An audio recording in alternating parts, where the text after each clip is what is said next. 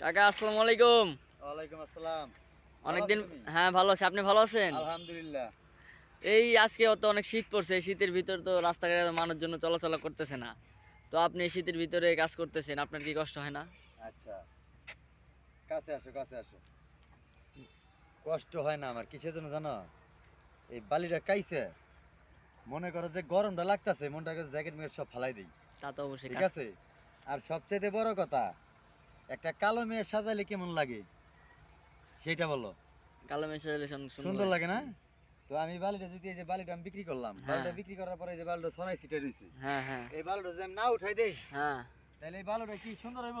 না, অবশ্যই সুন্দর হবে এই না। বাড়িটা সুন্দর করে রাখতে হবে, তাহলে সেখানে কাস্টমাররা পছন্দ করবো। হ্যাঁ হ্যাঁ ঠিক না? ঠিক। তো এর জন্য আর কি এটা কাইচে রাখা। ও আর আচ্ছা। নাইলে যদি না কাছি, আমার দুইটা ক্ষতি। একটা ক্ষতি হলো বালিতে ডলা দিয়ে চাক্কায় নষ্ট করবো, হ্যাঁ হ্যাঁ আরেকটা এই যে মাটিতে ভরে যাবো। ঠিক আছে?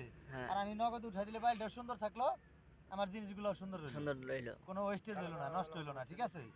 তো দুর্গাপুরের বালি একমাত্র ওই যে এটা কি আপনার অরিজিনাল দুর্গাপুরে? অরিজিনাল দুর্গাপুরের বালি। এই যে বালির কালারটা দেখো, ঠিক। বালির কালারটা দেখো, দেখো দেখো বালির কালারটা দেখো, দেখো কত সুন্দর ফ্রেশ,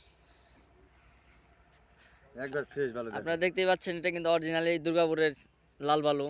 হ্যাঁ আপনার যদি কেউ লাগে, আপনি এই ভাগলপুর বালুঘাটে এসে কালুকার সাথে যোগাযোগ করলে হবে। হ্যাঁ, এটা কিন্তু অরিজিনালি অনেক সুন্দর একটা মাল, দুর্গাপুরের। এই মাল কোনো সচরাচর ভেজাল আসে নাই। না। হ্যাঁ এই মাল আপনার আমিনবাজার, গাবতলী কোখানো পাবেন না, এখানেই শুধু পাবেন।